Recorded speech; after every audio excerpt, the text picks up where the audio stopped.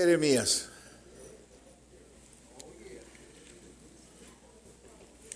Jeremías 33, 3. Vamos a hablar del poder de la oración.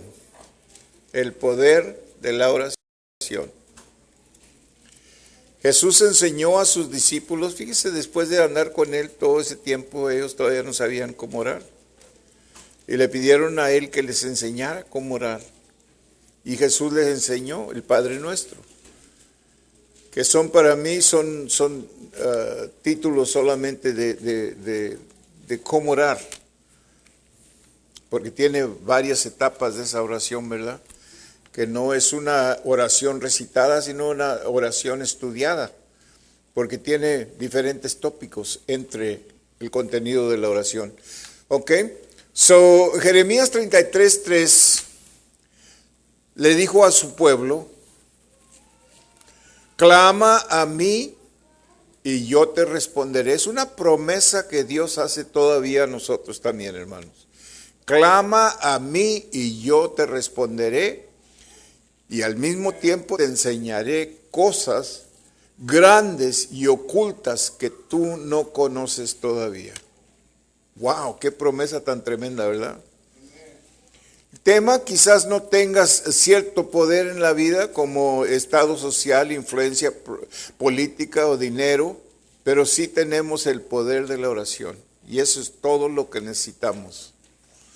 ¿Ok? 500 cientistas escuchaban a una mujer orando. Estaban usando un aparato para registrar lo que pasaría en la mente del humano al morir. Estaba ya para morir, estaba moribunda. ¿Okay?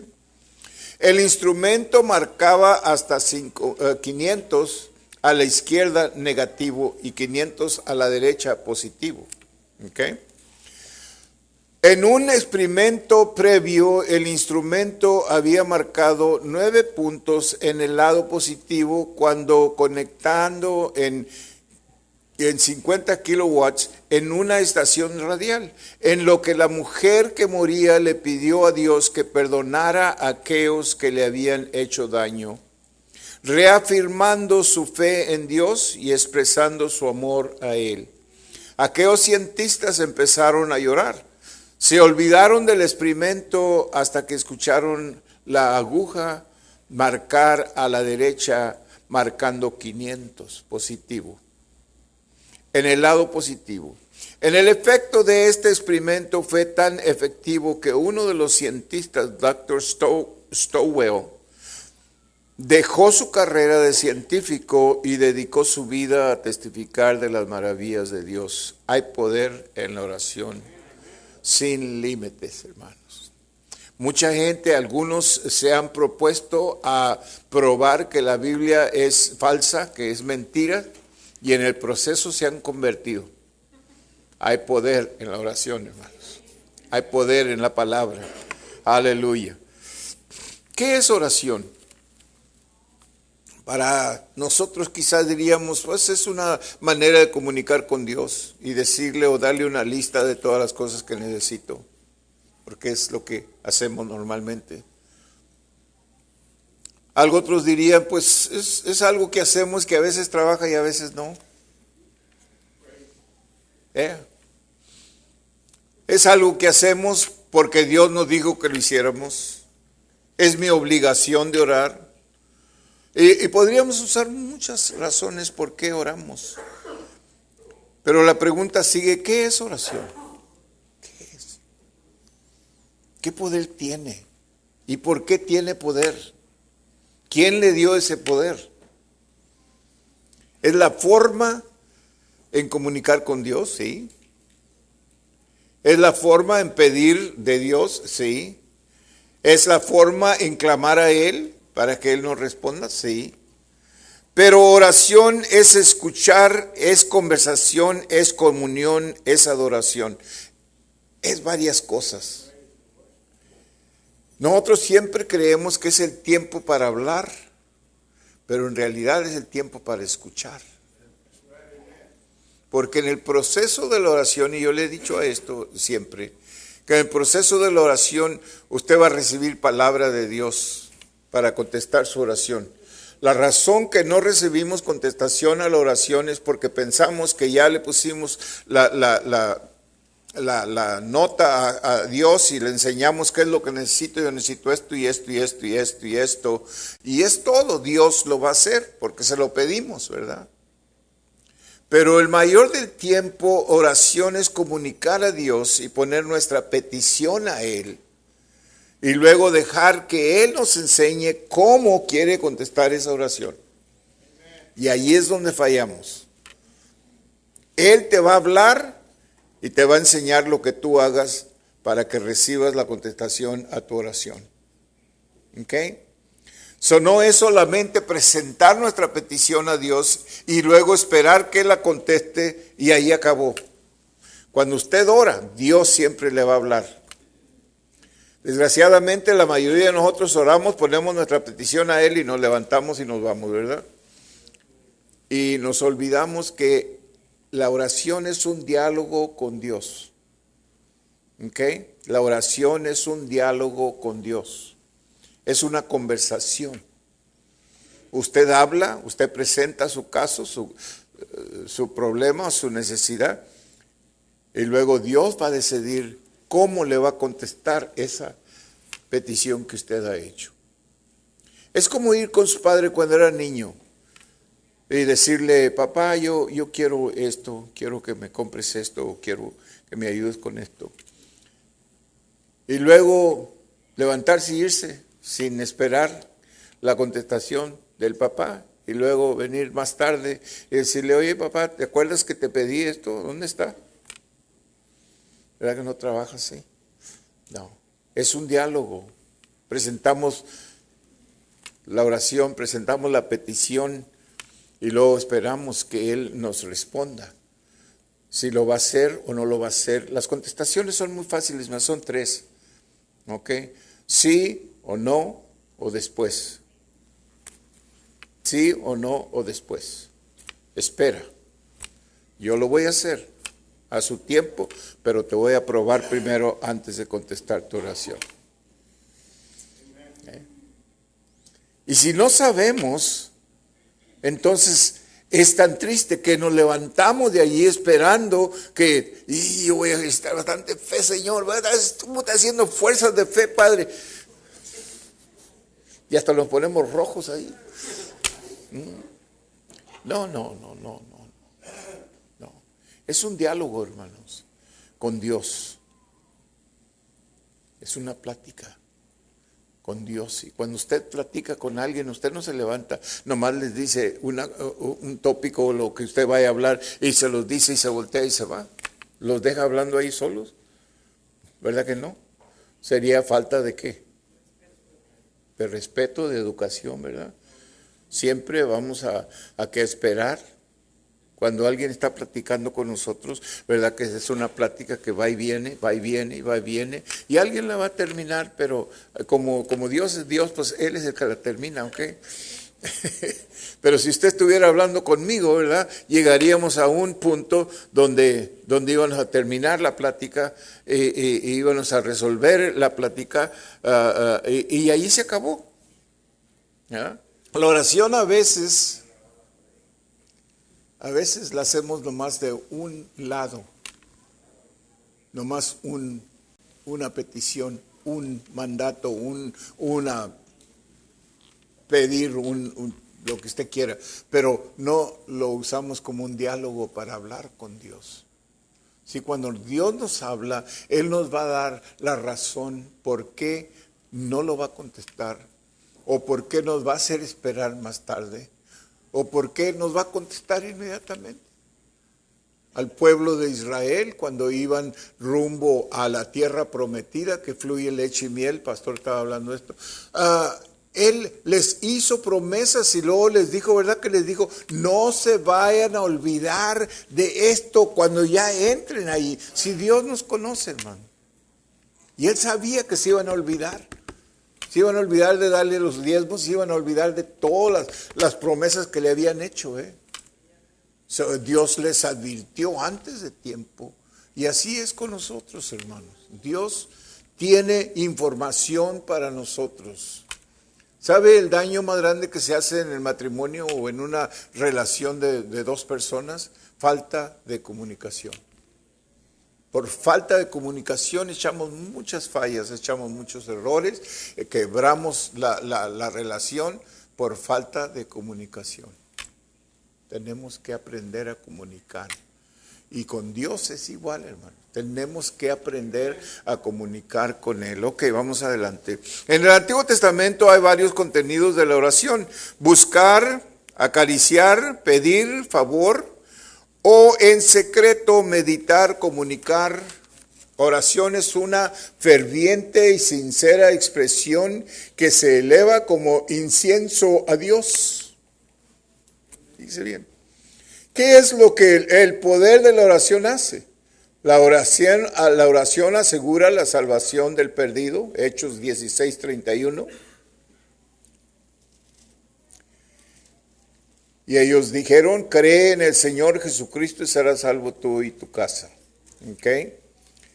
Te da divina guianza. Proverbios 3, 5 y 6. Te da divina guianza.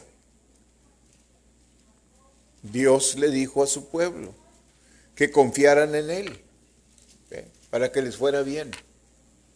Fíate de Jehová con todo tu corazón y no te apoyes en tu propia prudencia. Reconócelo en todos tus caminos y Él enderezará tu vereda.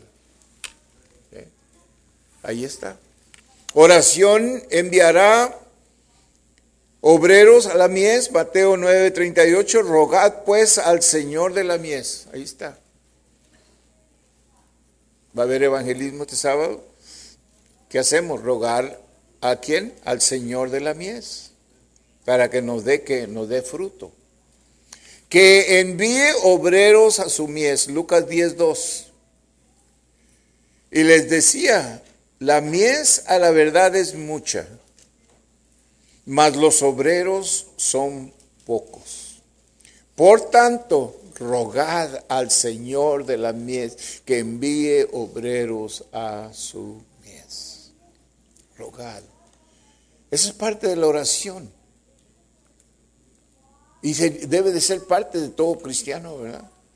De rogar al Señor que mande obreros. Yo como pastor siempre le estoy. Y es una buena oración que todos debemos de orar cada día. Ser parte de nuestra oración diaria.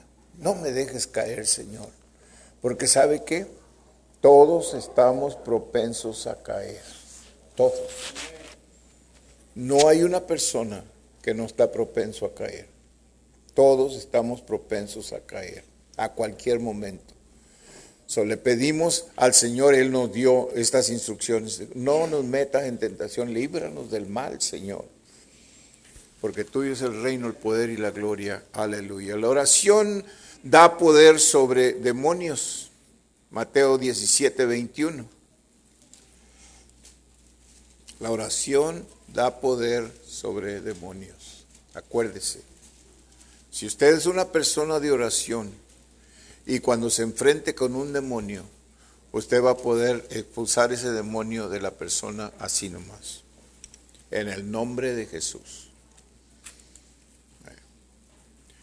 Y no va a ser por todas las escrituras que usted sabe y que usted va a usar. No. Es el poder que hay en usted. Y el poder solo viene cuando nosotros aprendemos a orar. Señor, ayúdame. Señor, te necesito. Señor, no me dejes caer este día. No me dejes hablar cosas que van a lastimar a alguien. Guíame, Señor. Ayúdame, Señor. Necesitamos al Señor en nuestra vida, hermano. Fracasamos porque no pedimos la guianza de Dios para nuestras vidas. Porque quizás no consideramos que somos capaces de caer a cualquier momento.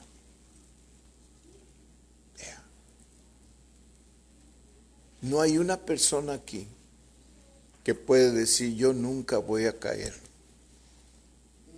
No voy a caer, porque yo estoy firme en el Señor y yo no voy a caer. Usted se imagina a Pedro caminando con Jesús, siendo uno de los discípulos de Jesús. ¿Qué le dijo él a Jesús? Le dijo, Jesús, yo nunca te voy a negar, yo voy a estar ahí contigo, yo voy a pelear por ti. ¿Y qué le dijo Jesús? Le dijo, Pedro, cuídate, Pedro, porque el enemigo ha pedido permiso de zarandearte. Y luego le dijo, ¿cuándo le iba a fallar? Le dijo, antes que el gallo cante 3 veces, 2 veces tú me vas a fallar 3 veces. Antes que el gallo cante. Pedro no se imaginaba, yo no le voy a fallar al Señor. No, yo no. Yo soy uno de los discípulos. Pero sí, todos estamos propensos a caer cuando la tentación viene, especialmente si no somos personas de oración. No tenemos ninguna guardia, no tenemos ningún poder, no tenemos nada que nos libre del mal cuando no oramos. Fíjese lo que dijo Jesús aquí en Mateo 17:21. Pero este género no sale sino con oración y ayuno. Hay demonios, hermanos, quizás en sus propios hijos, que no salen, excepto por oración y ayuno. No es porque usted los va a agarrar y los va a llevar a la iglesia y los va a sentar ahí y los va a obligar a que hoy. No, eso no les va a salvar. Es la oración que les va a salvar. Yo lo sé por mis padres orando por mí, hermanos. Y nunca dejaron de orar. Nunca se desanimaron. Nunca fracasaron en la oración o en la fe de decir, este muchacho va de peor en peor, porque era lo que yo estaba haciendo. No, ellos orando y orando y orando y orando, y al fin Dios contestó la oración de ellos. Trabaja, porque sabe lo que estaba pasando por medio de la oración, y le digo esto para que usted sepa cómo rescatar a sus hijos de las garras de Satanás, del yugo de Satanás que los tiene yugados, que los tiene encarcelados, ¿ok? Mientras usted está orando, ellos van a hacer toda clase de cosas allá afuera, drogas, licor, lo que usted piense, van a hacerlo, pero no lo van a gozar. Dios no los va a dejar que gocen lo que están haciendo. En un momento lo gozarán, pero luego se sienten como lo peor. ¿Por qué? Porque usted está orando. Y ellos solamente van a llegar hasta cierto lugar. Y le voy a enseñar otra cosa que quiero que sepan. Que entre más peor los vea que están cayendo, no se desanime, ore más. Porque un día van a caer tan bajo que ya no van a llegar a lugar más bajo. Llegaron al plan y todo lo que pueden hacer en ese plan es mirar para arriba y buscar a Dios. Que es lo que yo hice. Yeah. Muchas veces cuando estamos orando nosotros perdemos la fe, el ánimo, cuando vemos que la persona que estamos orando por ellos se ponen peor. Parece que estoy orando, Señor, que se pongan peor. No. Parece, ¿verdad? Porque así sucede. Pero no. Cuando se ponen peor, es Dios dejándolos que lleguen y que lleguen. Están haciendo un pozo hasta que llegan al plan del pozo ese y ya no hay más para dónde llegar, para dónde ganar. Y todo lo que pueden hacer allí de ese pozo es mirar para arriba. Y cuando miren para arriba, van a ver a Dios por la oración suya. ¿Ok? Esto es muy importante que sabemos esto, ¿ok? La oración proveerá seguridad financiera. Todos tenemos necesidad de finanzas. O cuando menos quisiéramos que estuvieran mejor las cosas, ¿verdad? Financieramente. Filipenses 4:19 nos hace una promesa que solamente se cumple por medio de la oración. ¿Ok? Mi Dios, pues, suplirá, ¿qué? Todo lo que os falta conforme a sus riquezas en gloria en Cristo Jesús. Esa oración es una palabra que la habló un hombre de Dios. Pero esa palabra solamente tiene poder cuando nosotros oramos y nos ponemos en el lugar apropiado para recibir esas finanzas. Acuérdense que Dios nunca nos da nada sin prepararnos para recibir lo que estamos pidiendo. Nunca. Nunca. Dios no le da nomás por darle. Dios siempre nos prepara para saber qué hacer con la bendición que nos va a dar. Y la preparación es lo que no nos gusta y es donde fallamos a la contestación de la oración que estamos haciendo. ¿Ok? Acuérdese de eso. La oración trae sanidad y liberación, Santiago 5:15. Trae sanidad y liberación. Yo sé que muchos necesitamos sanidad. Sanidad espiritual, sanidad física, sanidad mental, emocional. Necesitamos sanidad, hermano. Porque hay veces que físicamente estamos en buenas condiciones y el doctor nos dice, estás muy bien. Pero emocionalmente estamos todos, mentalmente, la mente está toda trastornada, especialmente en estos días, ¿verdad? Porque no tenemos la mente de Cristo, como le hablaba esta mañana, ¿verdad? Entonces, necesitamos sanidad. Necesitamos sanidad. ¿Ok? Y dice Santiago 5:15, la oración de fe. Fíjese bien, la oración de fe. Son dos cosas. Oración y fe. ¿Ok? Salvará al enfermo. Salvará quiere decir sanará al enfermo. Y lo salvará de cualquier cosa que la enfermedad haya hecho daño. Lo va a salvar de aquello. Y el Señor lo levantará. Fíjese bien. No nomás lo va a sanar, lo va a levantar. Gloria a Dios. Y si hubiere cometido pecados, le serán perdonados. Fíjese bien. Aleluya. Eso es un, ¿cómo se llama en español? Es un hecho, una cosa que Dios hace en completo. No nomás nos sana físicamente, pero nos sana emocionalmente, nos sana de todas maneras y luego nos va a levantar, aleluya, y ponernos en un lugar alto. Gloria a Dios. Amén. Y si hubiera cometido pecado, le serán perdonados. Todo nos trae sanidad para todo lo que necesitamos en nuestras vidas.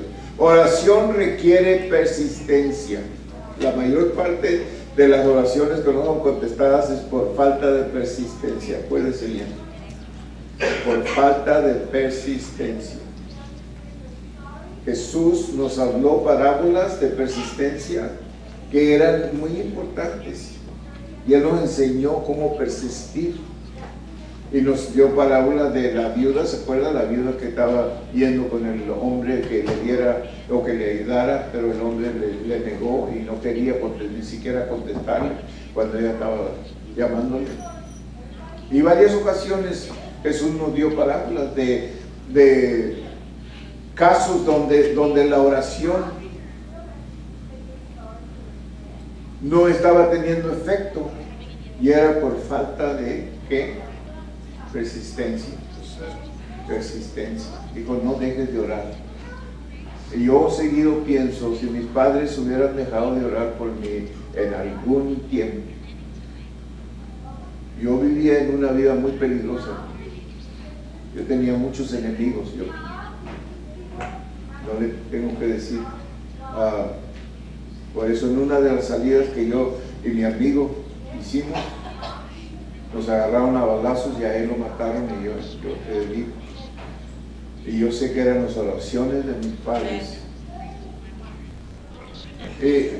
Pero nomás le estoy enseñando estas cosas para que usted mire en los peligros que yo me metía, que podía haber fracasado muchas veces.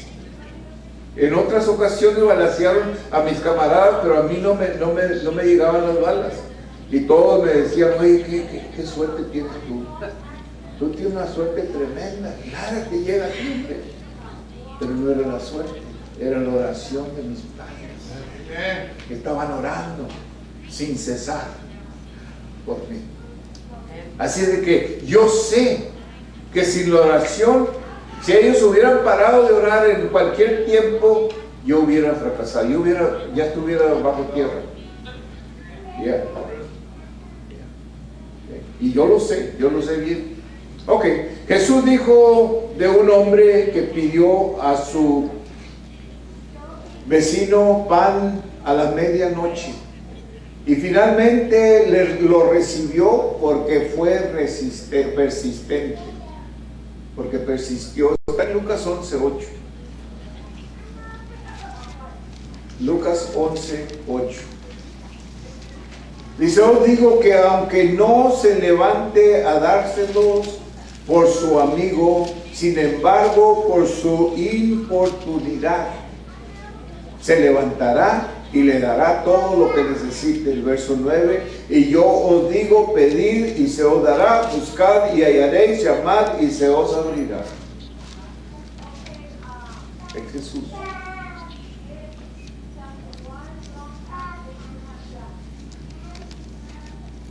No importancia quiere decir persistencia y desvergüenza. ¿Ok? Persistencia rehúsa que le nieguen. No acepta el no. Sigue persistiendo. ¿Ok? Jesús nos enseñó a seguir pidiendo y tocando para poder lograr resultados. Mateo 7:7 y 8. Y en la palabra que dice: pedid y se os dará, buscad y hallaréis, llamad y se os abrirá, porque todo aquel que pide, recibe. Y el que busca, halla, y al que llama, se le abrirá. Wow. Una pobre viuda con problemas y desesperada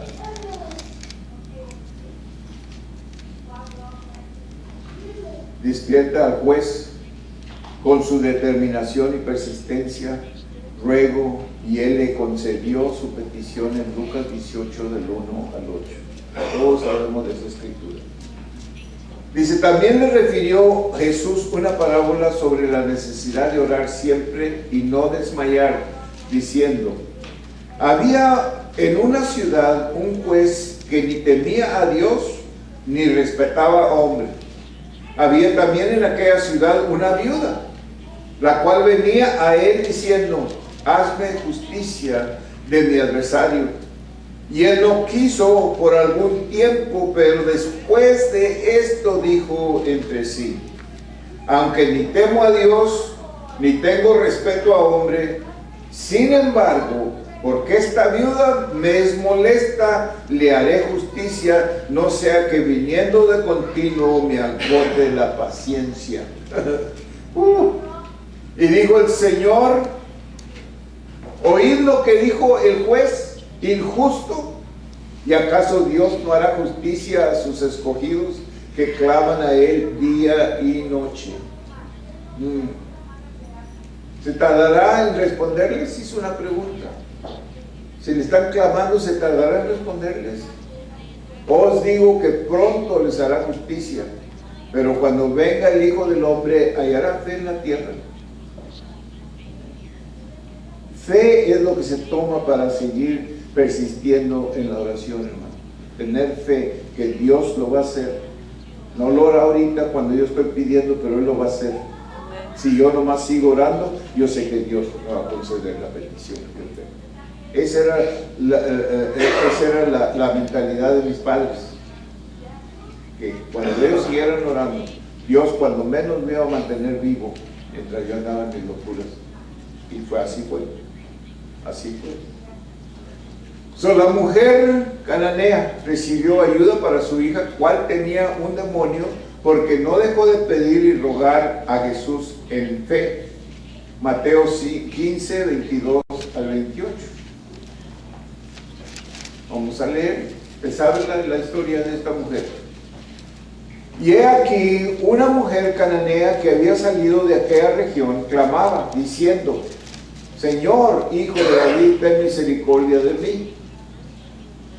O ten misericordia de mi hija, es gravemente atormentada por un demonio.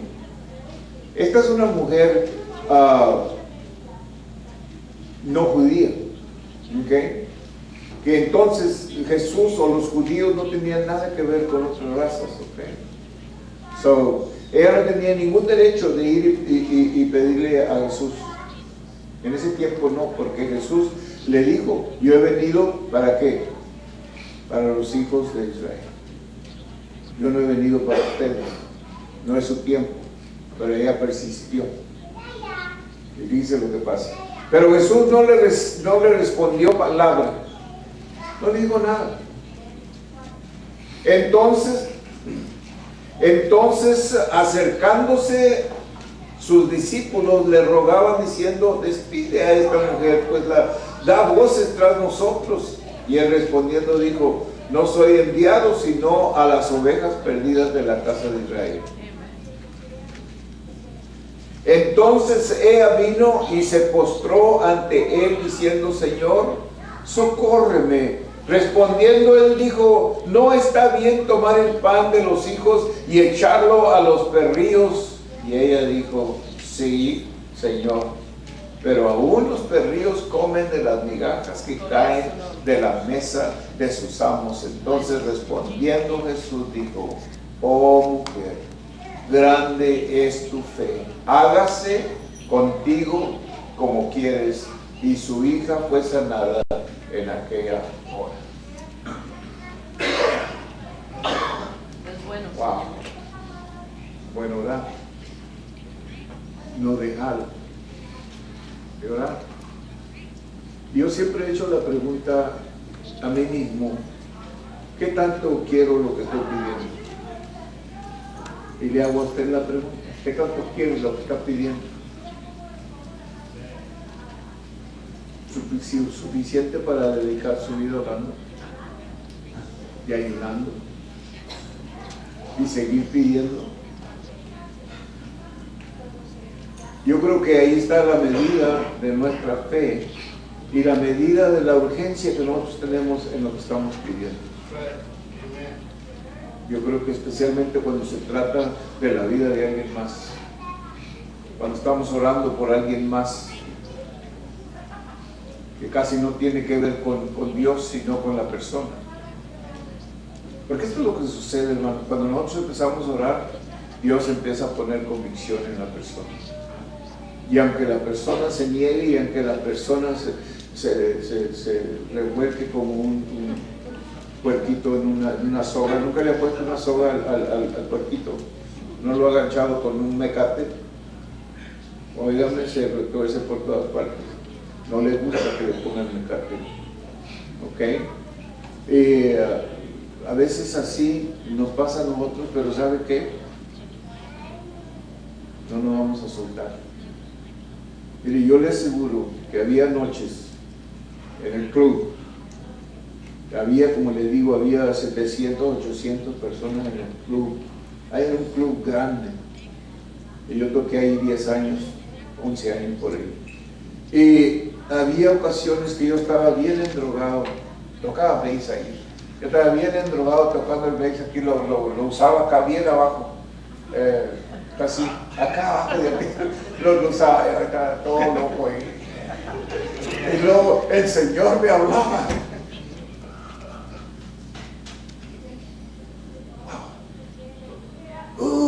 Y yo odiaba a mis padres por ello. Yo sé por qué Dios me está hablando. Yo no quiero nada contigo, Señor. Yo sé por qué lo estás haciendo, porque mis padres están pidiéndote que lo hagas. Y yo no podía gozar la vida como yo quería gozar. Qué bueno, ¿verdad? Porque nunca me acomodé en el tipo de vida y decir: aquí voy a vivir y aquí voy a morir. Nunca me dejó tranquilo el Señor.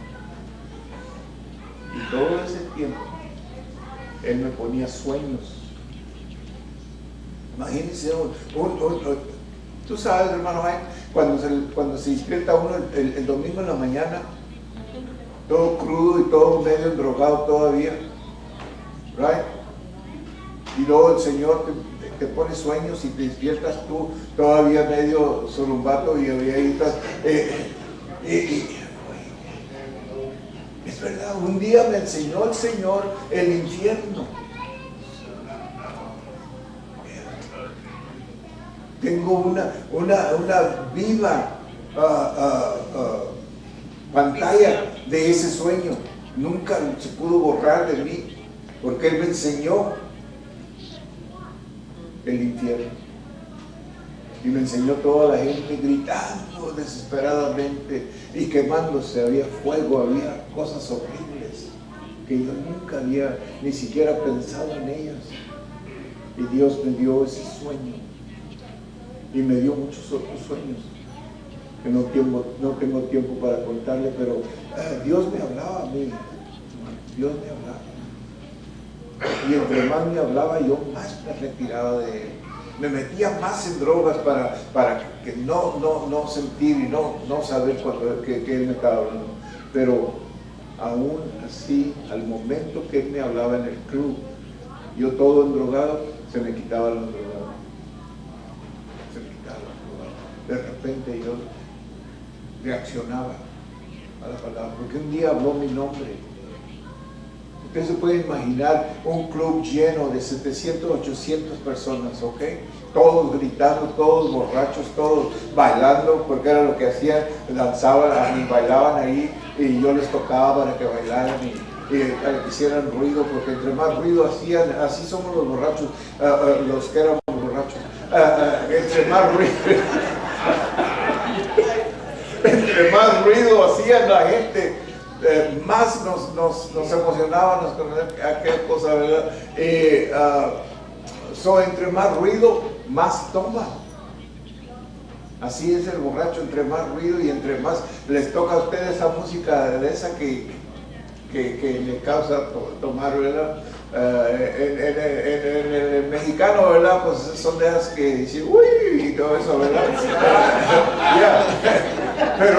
Pero en inglés eran otras cosas, canciones de que me dejó y se fue con otro y todo, y ahora ando tomando para olvidar. En inglés también las usan, hermano, no nomás en español.